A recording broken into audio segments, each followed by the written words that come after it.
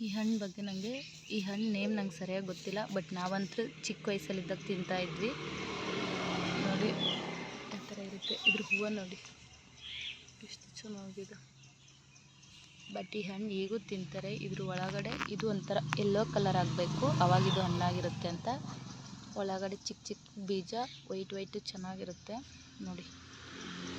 But name ಸರಿಯಾಗಿ ಗೊತ್ತಿಲ್ಲ, name ಗೊತ್ತಿದ್ರೆ ಕಮೆಂಟ್ ಮಾಡಿ. ನೋಡಿ ಆ ಥರ ಇದೆ.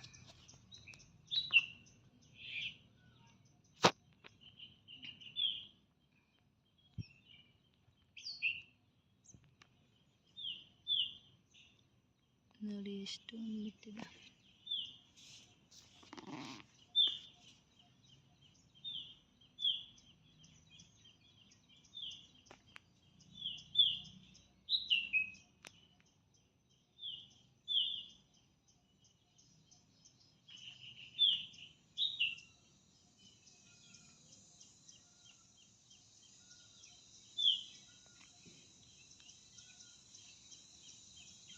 ಈ ಸೈಡಲ್ಲಿ ಮುಳ್ಳು ಥರ ಕಾಣಿಸುತ್ತೆ, ಬಟ್ ಇದು ಚುಚ್ಚಲ್ಲ.